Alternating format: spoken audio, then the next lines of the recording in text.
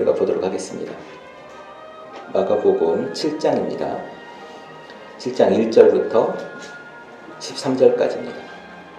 바리새인들과 또 서기관 중 몇 명이 예루살렘에서 와서 예수께 모여들었다가 그의 제자 중 몇 사람이 부정한 손, 곧 씻지 아니한 손으로 떡을 먹는 것을 보았더라. 바리새인들과 모든 유대인들은 장로들 전통을 지키어 손을 잘 씻지 않고서는 음식을 먹지 아니하며 또 시장에서 돌아와서도 물을 뿌리지 않고서는 먹지 아니하며 그 외에도 여러 가지를 지키어 오는 것이 있으니 잔과 주갈과 녹그릇을 씻음이러라. 이에 바리새인들과 서기관들이 예수께 묻되 어찌하여 당신의 제자들은 장로들의 전통을 준행하지 아니하고 부정한 손으로 떡을 먹나이까? 이르시되 이사야가 너희 외식하는 자에 대하여 예언하였다. 기록하였을 때 이 백성이 입술로는 나를 공경하되 마음은 내게서 멀도다. 사람의 계명으로 교훈을 삼아 가르치니 나를 헛되이 경배하는도다 하였느니라. 너희가 하나님의 계명은 버리고 사람의 전통을 지키느니라. 또 이르되 너희가 너희 전통을 지키려고 하나님의 계명을 잘 저버리는도다. 모세는 내 부모를 공경하라 하고 또 내 아버지나 어머니를 모욕하는 자는 죽임을 당하리라 하였거늘 너희는 이르되 사람이 아버지에게서나 어머니에게나 말하기를 내가 드려 유익하게 할 것이 고르반 곧 하나님께 들음이 되었다고 이야기하기만 하면 그만이라 하고 자기 아버지나 어머니에게 다시 아무것도 하여 드리기를 허락하지 아니하여 너희가 전한 전통으로 하나님 말씀을 폐하며 또 이 같은 일을 많이 행하느니라 하시고 아멘. 오늘 말씀이 좀 길기는 했는데요. 내용은 아주 간략하고 재미있는 내용이기도 합니다.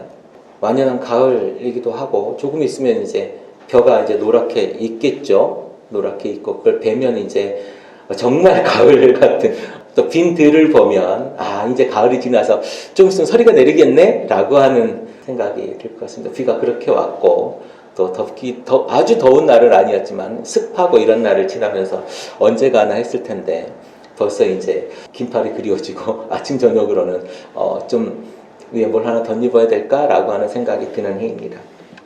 이 가을은 또 금방 갈 것 같습니다. 가을을 또 만끽하시기 바랍니다. 우리가 저번 주에 배를 타고 이제 예수님 벳세다로 제자들을 먼저 보내고 예수님 기도하러 가셨다가 제자들이 이렇게 고생하는 것을 보시고 힘겹게 노를 아무리 줘도 앞에서 바람이 부니까 지나가지 못하는 것을 보시고 예수님 바다를 건너서 그 제자들에게 풍랑을 멈추고 같이 지나가는 이야기를 보았습니다. 그렇죠? 그래서 우리가 무슨 얘기를 했냐면 풍랑을 멈출 수 있는 분, 유일하신 분은 하나님, 신적 존재라고 말씀을 드렸습니다. 그래서 그 하나님이 어디를 건너왔습니까? 바다를 건너오시면서 이 바다를 건너오는 이것은 무엇이냐면 우리가 그때 나눴을 때 부활의 하나님이다. 부활의 예수님이다. 죽음을 건너신 하나님이고 죽음을 이기신 하나님이 지금 누구와 함께 있다고요?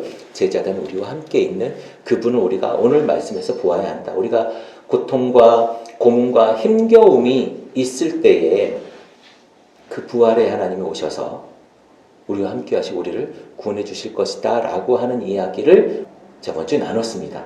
다 기억이 나시죠? 네. 오늘은 그 예수님이 이제 바다를 건너왔어요. 벳세다로 가야 될 그 배가 어디로 갔다고요? 게네사렛으로 갔죠. 게네사렛 광야에 갔더니 먼저 예수님 알아보고 어떻게 왔습니까? 사람들이 물밀들 몰려들었습니다. 우리가 예전에 예수님이 병 고치는 일이 있을 때 지붕을 뚫고 막 병자를 내리기도 하고 했던 그런 일이 있었지 않습니까? 그런 것처럼 세상에 온갖 병자들이 다 몰려들었고 예수님은 하나도 거절하지 않으시고 다 고치셨고 많은 병자가 고침을 받았더라라고 기록을 하고 있습니다.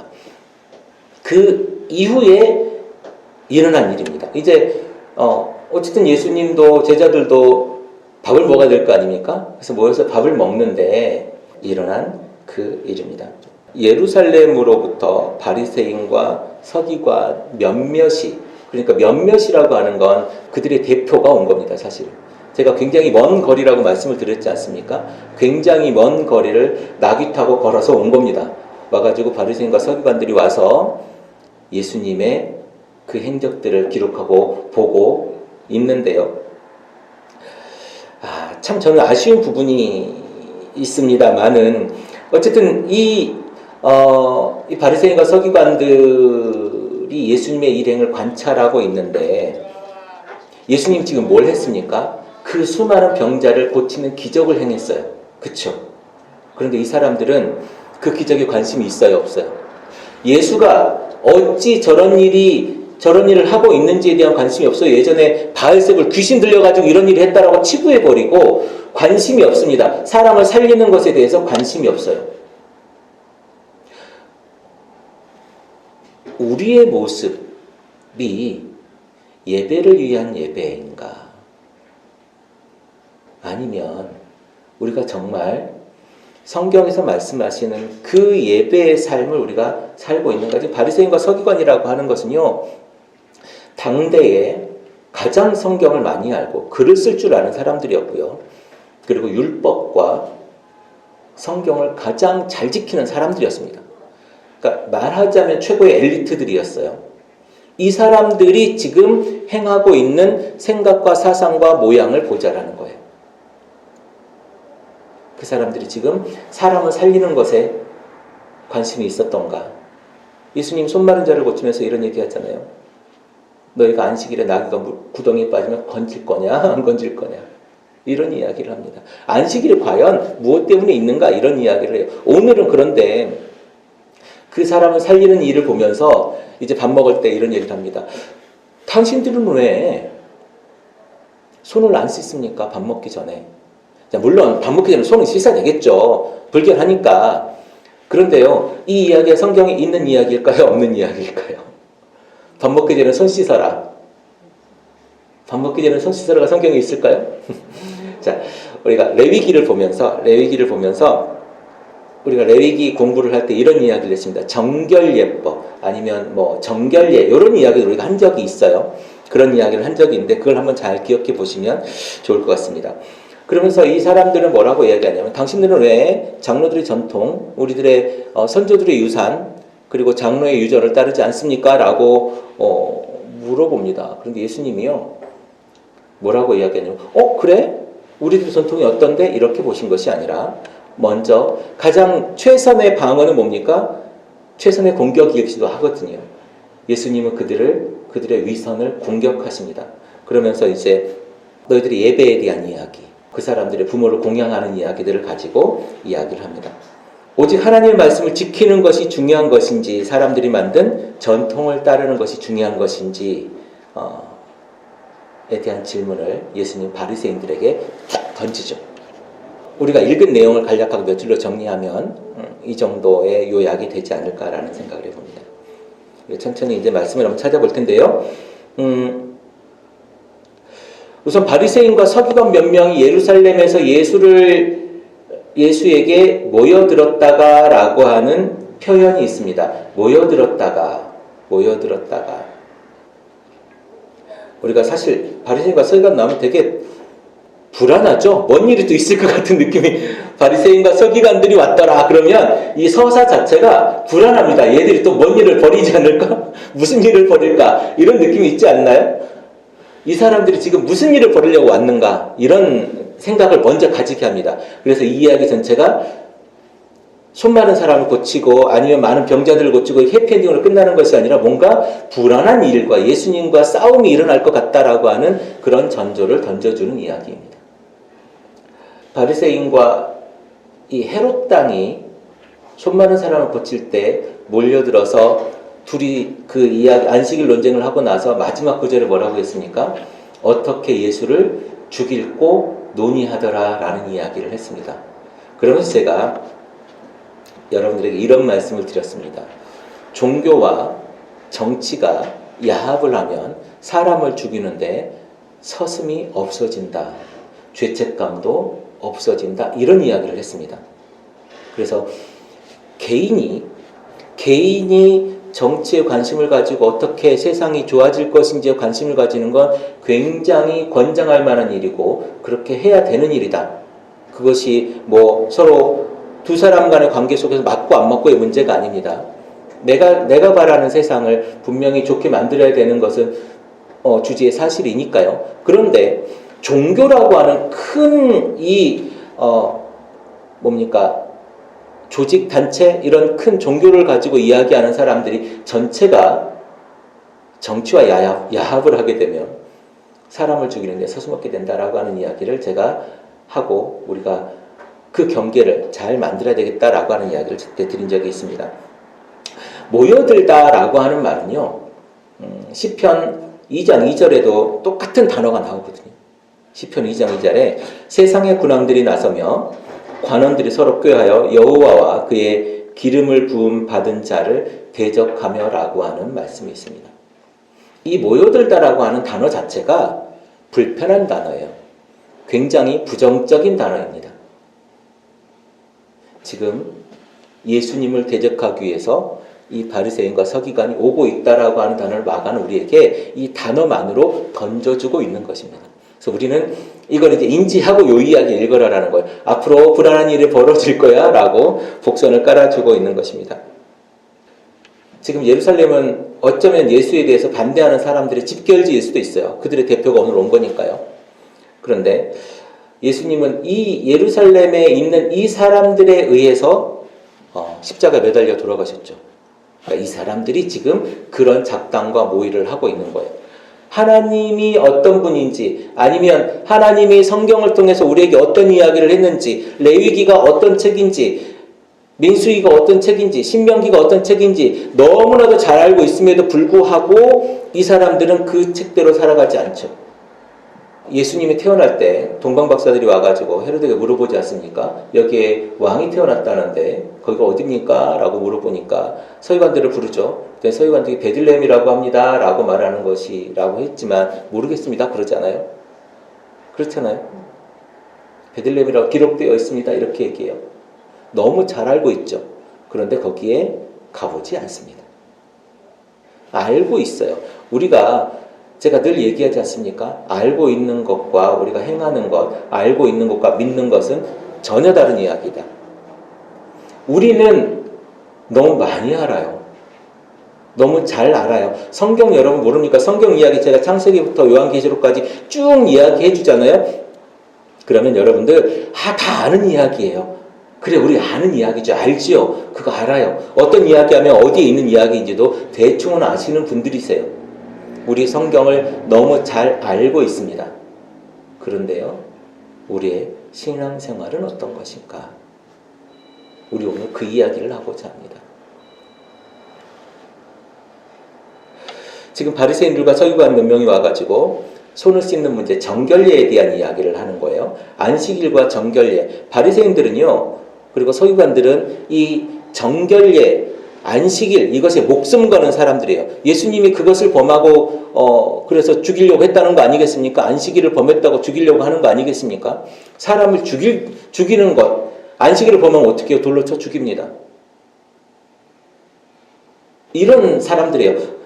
그러니까 이 안식일에 대한 이야기에서, 정결례에 대한 이야기에서 이 사람들은 굉장히 무자비할 만큼 지키고 있는 거예요. 그것이 그들의 정체성이라고 생각하는 겁니다. 그런데요, 우리가 레위기 11장에 보면 정결례 중에, 성결례 중에 뭐가 있냐면 먹는 것에 대한 이야기가 있습니다. 낙타를 먹으면 안 된다, 사반을 먹으면 안 된다, 토끼를 먹으면 안 된다, 그리고 또 뭡니까? 돼지를 먹으면 안 된다. 그래서 이슬람 사람들이라든가 유대 돼지고기를 먹지 않죠. 책임질하지 않거나 굽이 갈라지지 않은 것은 먹으면 안 된다 이렇게 얘기하면서 안 먹는 거죠. 그리고 출산과 피부병, 속죄와 성에 관한 이야기가 또 레위기에 계속 나오고요. 19장에는 이런 이야기가 나옵니다. 내가 거룩하니 너희도 거룩하라 이런 이야기가 나오죠. 그리고 제사장이 지켜야 될 이야기, 그리고 죽을 사람을 어떻게 죽여야 하는지, 그리고 죽을 사람은 어떻게 골라야 되는지, 잘못된 사람을 죽여도 되는지 안 되는지에 대한 이야기, 가장 유명한 거 나오죠. 눈에는 눈, 이에는 이, 그 동해상법이라고 하죠. 렉스탈리온이라고도 하는데요. 그런 이야기들이 쭉 나오고 있습니다. 그리고 마지막에 이것을 잘 지키면 어떤 상을 받고 너희들이 안 지키면 어떤 저주를 받는지, 그리고 11조는 어떻게 해야 되는지로 마무리되고 있습니다. 방금 여러분들 레위기를 다 읽으신 겁니다. 네, 레위기 이런 내용들이 있어요. 이런 내용들이 있는데, 자, 이 정결법, 손씻기법, 이스라엘 사람들은 기도하기 전에 꼭 손을 씻습니다. 그쵸? 기도하기 전에 꼭 손을 씻고요. 어디서든지 기도를 하죠. 그런데 왜 식사를 하는데 이 사람들이 손을 안 씻냐? 이렇게 물어보는, 기도하기 전에 손 씻는 거거든요. 근데 식사하기 전에 뭐 합니까? 기도하죠. 예수님 빵 떼주기 전에 뭐 했어요? 축사하셨잖아요. 그러니까 밥 먹기 전에 기도하는 거예요. 근데 기도하기 전에 왜 손을 안 씻느냐? 이 얘기를 하는 겁니다. 위생을 위해서 손을 씻는 것이 아니라 기도하기 전에 정결례를 행하지 않았느냐? 이 얘기예요. 어째 당신들은 장로들의 전통을 따라 걷지 않는가? 오히려 부정한 손으로 빵을 너희들은 먹고 있지 않는가? 라고 하는 말을 합니다. 자, 그런데 재밌는 이야기가 있어요. 성경에 제가 아까 말씀드렸지만 밥 먹기 전에 손 씻는 것, 기도하기 전에 모든 사람이 손 씻는 것에 대해서 기록되어져 있을까 없을까? 결론부터 말씀드리면 없습니다. 모든 사람이 기도하기 전에 손 씻으라라는 이야기는 없고요. 출애굽기 30장 18절에 보면 회막에 들어가기 전에 손을 씻어라 라고 이야기합니다. 그리고 또 손을 씻지 않으면 회막에 들어갈 때 죽을 거다 그래요. 죽기를 면하기 위해서 손을 씻으라 그렇게 얘기를 하고요. 또 40장에 보면은 모세와 아론이 손을 씻는 장면이 나옵니다. 손발을 씻는 장면이 나오고요. 그리고 레위기 15장에 보면 그 유출병이 있는 사람들이 깨끗이 씻어야, 그래서 손을 씻지 않으면 무엇을 만지거나 그러면 부정하니까 손을 씻어라라고 하는 이야기 나옵니다. 이게 규례입니다. 이게 성경에 나온 이야기예요. 제사장들에게, 그러니까 모든 사람들이 아니고 제사장만이 씻을 수 있도록 규례가 정해져 있는 거예요. 제사장이라는 거예요.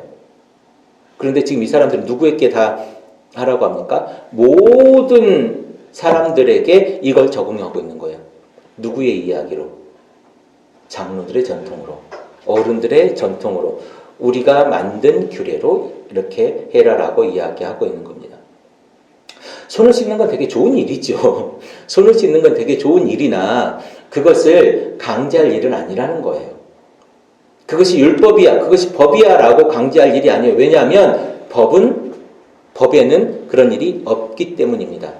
제가 늘 말씀드리지만 유대 사람들의 정신적으로 유대 사람들을 이끄는 것은 성경에 대한 율법을 가진 뭐라고요? 미드라시, 미시나, 탈무드 이런 성경 율법의 해석서라고 제가 말씀을 드렸지 않습니까? 그래서 제가 우리 안식일 규례 이야기를 할 때 39가지 안식일날 하지 말아야 될 이야기를 제가 말씀을 드렸던 기억이 있을 겁니다. 그걸 하지 말아라는 거예요. 근데 성경에 안식일날 그거 하지 말아라고 되어져 있어요, 없어요? 안식일날 우유 먹어라, 먹지 말아라? 안식일날 차를 타고 가라, 가지 말아라? 불을 켜라, 말아라? 이런 얘기가 없어요, 성경에는. 근데 그걸 해석한 거죠. 어떤 장애를 가진 청년에게 저한테 연락이 한번 온 적이 있습니다. 이 청년이 굉장히 힘들어하면서 저한테 얘기하기를요. 목사님이 저를 저주합니다, 그래요. 왜 목사님이 당신을 저주합니까? 그랬더니 자기가 장애가 있어서 국가에서 주는 돈을 받고 사는 수급자라는 거예요. 그런데 그것의 일부 11조를 교회에 하지 않는다고 저주를 했다고 해요. 그래서 속상해서 저한테 전화를 했던 기억이 있는데요. 우리 11조에 대해서 공부를 하기도 했습니다만은 11조가 레위인에 대한 먹을 거리를 책임져 주기 위한 헌금이기도 하지만 3년에 한 번씩 어떻게 합니까? 3년에 한 번씩 11조를 따로 모아가지고 같이 나눠 먹으라고 하잖아요. 같이 나눠 먹고 거기에 레위인 데려다가 같이 먹고 이런 얘기 하라고 한 거 아닙니까? 우리가 11조를 배울 때 그렇게 배웠습니다. 11조는요, 사랑입니다, 사실은. 강제가 아니고 불편하게 하는 게 아니라 사랑이라는 것. 근데 그 중에 내가 필요한 것, 강제하는 것, 그리고 드려야 되는 의무감만 잔뜩 붙잡혀가지고 사람 불편하게 한다면 차라리 11조는 없는 게 훨씬 더 나을 수도 있어요. 성경의 모든 이야기는 사람을 살리는데 목적이 되어져 있습니다. 예수님이, 결국 우리가 지금 예수님을 따르는 삶인데 예수님이 이 땅에 오신 그 목적과 동일해요. 성경이 말하는 목적은 예수님이 오신 목적과 동일하다라는 거예요. 근데 우리 그걸 망각해. 그러면서 여기에서 이거 하라고 했으니까 이거 하고, 여기서 이거 하라고 했으니까 이거 하고, 이거 안 하면 안 되라고 이야기하고, 얼마나 어리석은지 모르겠어요. 성경 전체를 크게 보라고 말씀을 드리지 않습니까? 큰 이야기 속에서 우리가 어떻게 해야 될 것인가. 이 이야기는 여기서 이렇게 이야기하지만 이쪽에서는 다른 이야기를 할 수 있다는 거예요. 그럼 이 두 가지가 왜 상반되지? 그런데 큰 틀에서 보면 이 이야기와 이 이야기가 문맥 속에서 같은 이야기라는 거예요.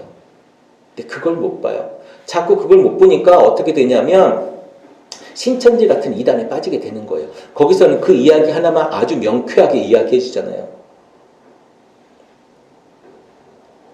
제가 다시 한번 말씀드리지만 11조는 사랑으로 하는 거예요.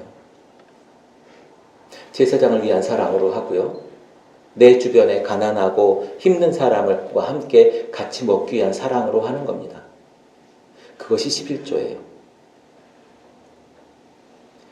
예수님 시대에도 지금 오늘처럼 이렇게 율법에 대한 이야기가 가득한데 지금 우리 시대에도 제가 아까 청년 이야기 말씀드렸지만 우리 시대에도 이런 이야기가요. 지금 그 이야기뿐이겠습니까? 얼마나 많겠습니까? 우리 사실은 지금 여기서 지원이가 가장 어리긴 한데 그 머리를 염색하는 일에 대한 얘기를 많이 들어보셨을 겁니다. 머리를 염색하는 게 교회 안에서 옳으냐 그러냐. 머리 염색하면 된다는데 예전에 우리 박중훈이라고 하는 사람이 나온 영화 할렐루야라고 하는 영화가 있었어요. 아주 오래된 영화인데 그 영화에 보면 이런 뉘앙스, 이런 에피소드가 나오지 않습니까? 날라리처럼 교회에 온 아이에 대한 이야기가 나오는데요. 과연 어떤 게 맞는 것인가?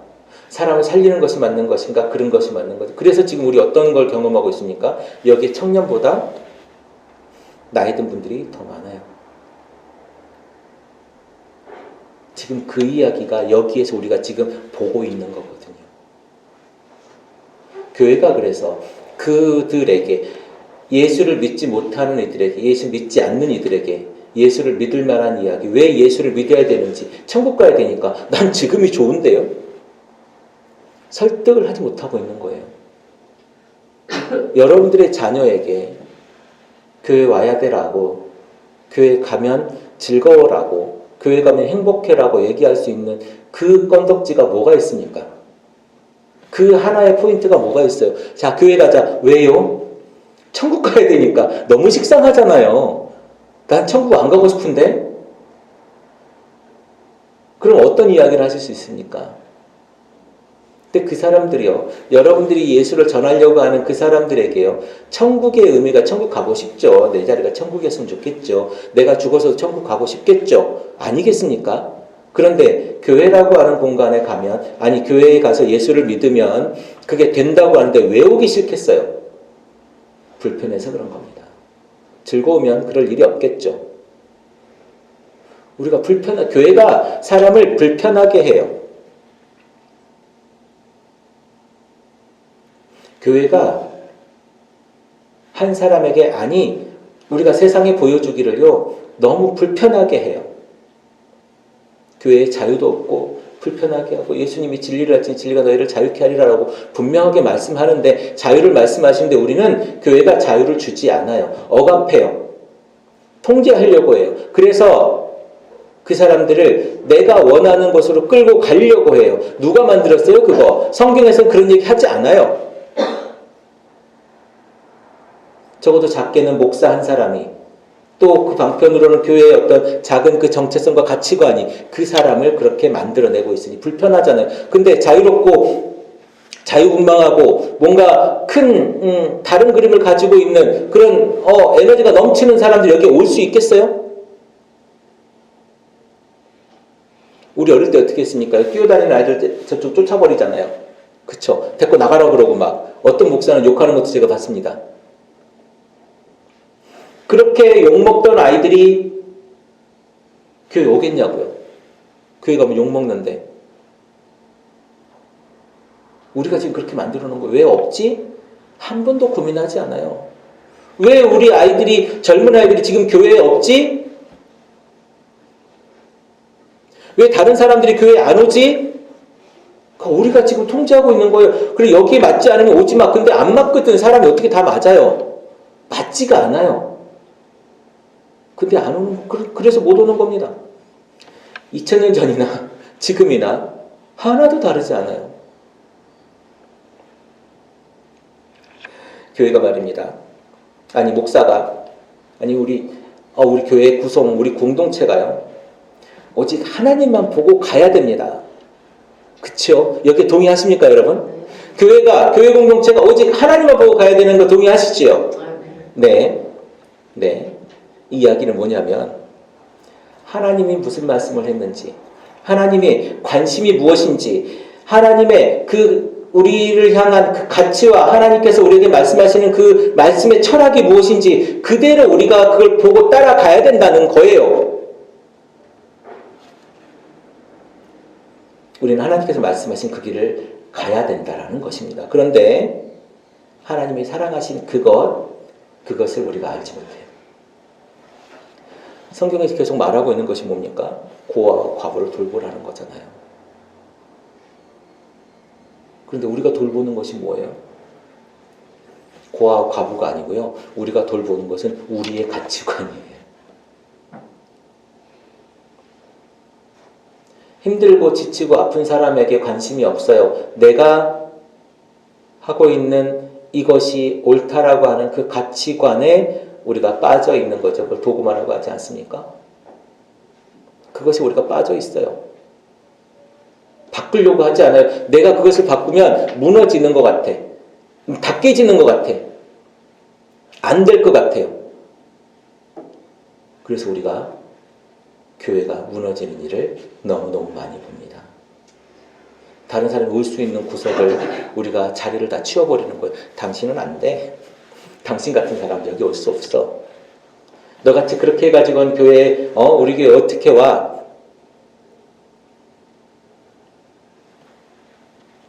여러분 영성 좋아하시죠? 영성. 요즘은 21세기 내지는 미래에는 영성의 시대다 이런 이야기하는 미래학자들도 있는데요. 여러분 영성 좋아하십니까? 영성이 무엇입니까? 영성이 귀신을 보고 귀신을 쫓아내고 때로는 하나님을 만나기도 하고 천국에 가보기도 하고 입신하기도 하고 방언으로 하기도 하고 손을 얹으면 낫고 이런 것이 영성입니까? 영성은요, 성경을 내 삶으로 살아내는 것이 영성입니다. 우리에게 그 영성이 있습니까? 영성은요, 우리가 기도하고 우리가 성령으로 함께하면요, 언제든지 가능한 일입니다. 우리가 귀신을 못 봐서 안타깝습니까? 천국을 못 봐서 안타깝습니까? 그거 성경과 하나도 상관없습니다. 내가 영성의 삶을 살면, 내가 성령과 함께 걸어가면요, 내가 성경을 내 삶 속에 살아내면요, 그것이 천국인 줄로 믿습니다. 헨리 나우엔이라고 하는 사람이 있어요. 저도 책을 몇 권 갖고 있긴 한데요. 이 사람은 하버드 교수였습니다. 그러다가 어느 날 그걸 모두 다 내려놓고 아주 작은 그 장애인 시설에 들어가서 장애인 공동체에 들어가서 거기서 함께 생활하면서 그들과 소통하고 그들 속에서 살아가면서 하나님을 만나는 이야기를 하고 있습니다. 우리가 가진 것을 내려놓지 않으면요, 내 가치관을 내려놓지 않으면 성경의 가치관이 내 속에 들어올 수가 없습니다. 우리에게 정말 성경의 가치관, 우리가 가지고 있는 그 영성의 삶이 우리에게 곧 있는가? 2000년 전에 지금 말하고 있는 바리새인과 서기관의 가치관, 그러니까 내 가치관은 얼마나 다른가? 그럼 우리가 결국 따르고자 하는, 우리가 궁극적으로 따르고자 하는 그 예수의 가치관과 내 가치관은 얼마나 괴리가 있는가? 이걸 보지 않으면, 이것을 우리가 깨닫지 않으면, 이대로 우리가 따라가지 않으면, 이것에 대해서 우리가 자각이 없으면 교회는 하나도 의미가 없습니다. 지금 모여있는 것이 무슨 의미가 있습니까? 오늘까지, 아니 지금 이 순간까지 우리가 깨닫기 바랍니다. 지금 내 옆에, 내 주변에 예수를 믿는 사람이 왜 없는가? 예수는요, 우리가 저번 시간에 봤습니다마는 예수가 배를 타고 가니까 어떻게 가요? 사람들이 먼저 가 있습니다. 예수의 삶을 사니까요. 오늘 병자들이 어떻게 돼 있어요? 끝없이 몰려옵니다. 우리가 예수의 삶을 살아가는데요. 예수의 삶을 살아가는데요. 내 주변에 사람이 없어요.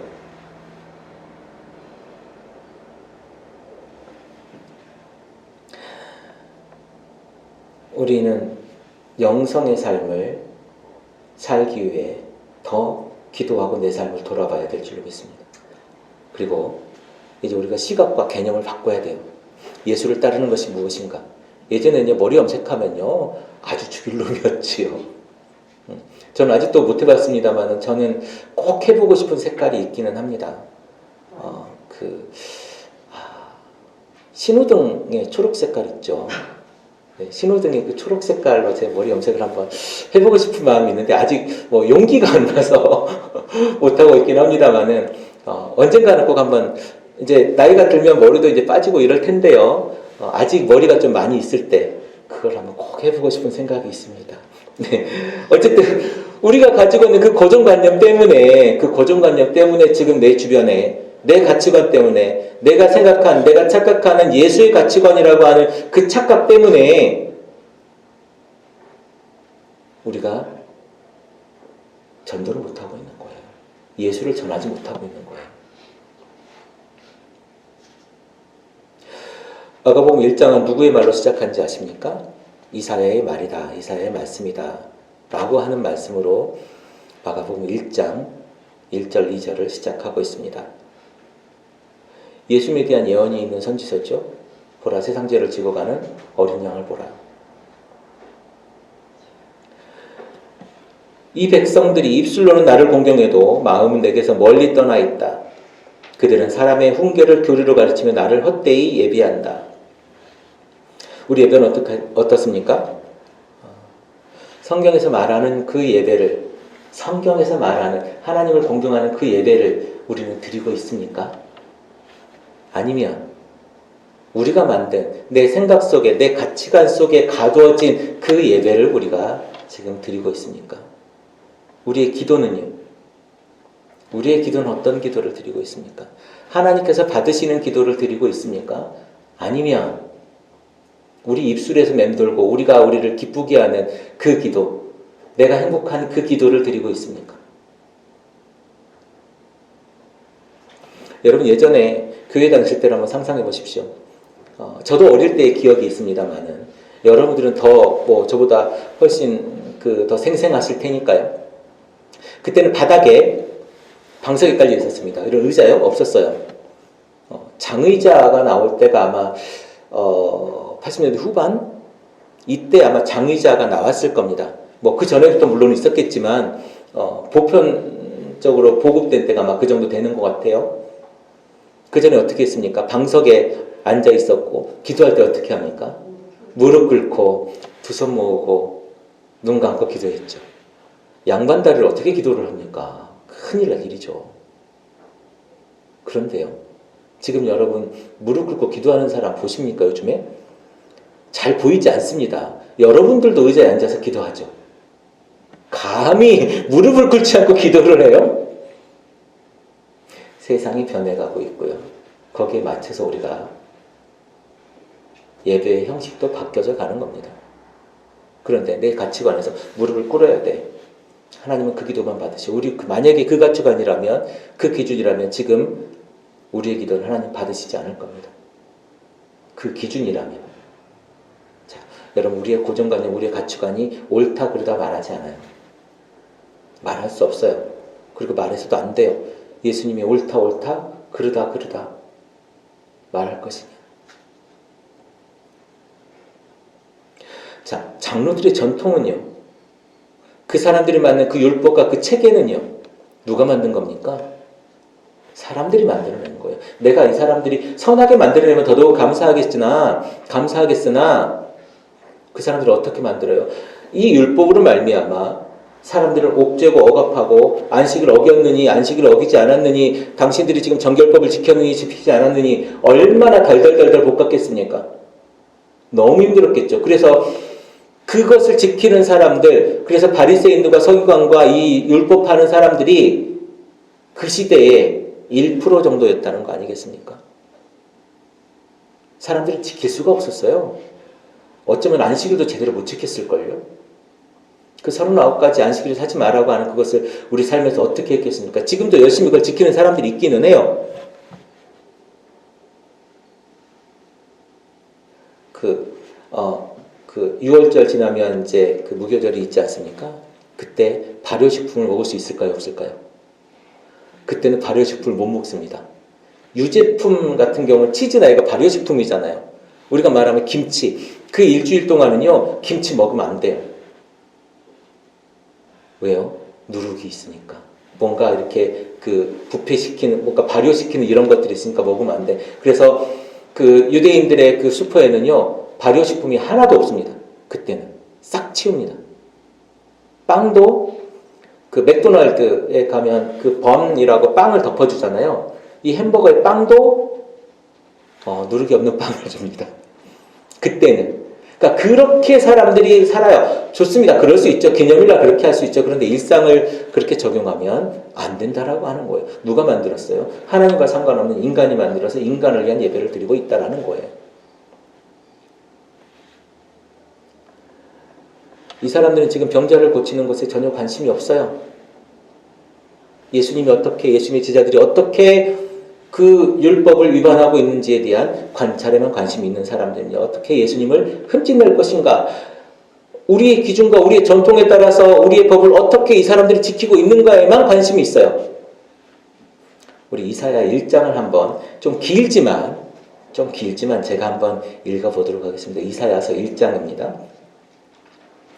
하늘이여 들으라, 땅이여 귀를 기울여 여호와께서 말씀하시기를 내가 자식을 양육하였거늘 그들이 나를 거역하였도다. 소는 그 임자를 알고 나귀는 그 주인의 구유를 알건만은 이스라엘은 알지 못하고 나의 백성은 깨닫지 못하는도다 하셨도다. 슬프다 범죄한 나라요 허물진 백성이요 죄악의 종자요 행위가 부패한 자식이로다. 그들이 여호와를 버리며 이스라엘의 거룩하신 이를 만홀히 여겨 멀리하고 물러갔도다. 너희가 어찌하여 매를 더 맞으려고 폐역을 거듭하느냐. 온 머리는 병들었고 온 마음은 피곤하였으며 발바닥에서 머리까지 성한 곳이 없이 상한 것과 터진 것과 새로 맞은 흔적뿐이거들 그것을 싸매며 기름으로 부드럽게 함을 받지 못하였도다. 너희의 땅은 황폐하였고 너희의 성읍은 불에 탔고 너희의 토지는 너희 목전에서 이방인에게 삼켜졌으며 이방인에게 파괴된 같이 황폐하였고 딸 시온은 포도원의 망대같이 찬밭이 원두막같이 에워싸인 성읍같이 겨우 남았도다. 만군의 여호와께서 우리를 위하여 생존자를 조금 남겨두지 아니하셨다면 우리가 소돔같고 고모라 같았으리로다. 너희 소돔의 관원들아 여호와의 말씀을 들을지어다. 너희 고모라의 백성들아 우리 하나님의 법에 귀를 기울일지어다. 여호와께서 말씀하시되 너희 무수한 재물이 내게 무엇이 유익하뇨. 나는 순양의 번제와 살찐 짐승의 기름에 배불렀고 나는 수송아지나 어린 양이나 수염소의 피를 기뻐하지 아니하노라. 너희가 내 앞에 보이러 오니 이것을 누가 너희에게 요구하였느냐. 내 마당만 밟을 뿐이니라. 헛된 재물을 다시 가져오지 말라. 분향은 내가 가증 여기는 바요. 월삭과 안식일과 대회로 모이는 것도 그러하니 성의와 아울러 악을 행하는 것을 내가 견디지 못하겠노라. 내 마음이 너희의 월삭과 정한 시기를 싫어하니 그것이 내게 무거운 짐이라. 내가 지기에 곤비하였느니라. 너희가 손을 펼 때에 내가 내 눈을 너희에게 가리고 너희가 많이 기도할지라 내가 듣지 아니하리니 이는 너희의 손에 피가 가득함이라. 너희는 스스로 씻으며 스스로 깨끗하게 하여 내 목전에서 너희 악한 행실을 버리며 악을 그치고 선행을 배우며 정의를 구하며 학대받는 자를 도와주며 고아를 위하여 신원하며 과부를 위하여 변호하라 하셨느니라. 여호와께서 말씀하시되 오라 우리가 서로 변론하자. 너희의 죄가 주홍 같을지라도 눈과 같이 휘어질 것이요 진홍같이 붉을지라도 양털같이 희게 되리라. 너희가 즐겨 순종하면 땅의 아름다운 소산을 먹을 것이요 너희가 거절하여 배발하면 칼에 삼켜지라. 여호와의 입의 말씀이니라. 우리의 신앙과 우리 예배가 지금 이 여호와의 입의 말씀이니라 라고 하는 이 이야기에서 얼마나 멀게 있습니까? 제가 보기엔 같이 붙이면 이 이스라엘 백성의 모습과 우리의 모습이 거의 비슷하지 않을까라는 생각을 해봅니다.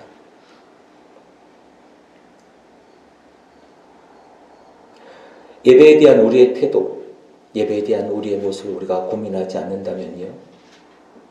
지금 이 전통을 가지고 이야기하는 이 유대인의 바리새인과 서기관들과 같은 그런 상황에 우리가 놓이지 않을까.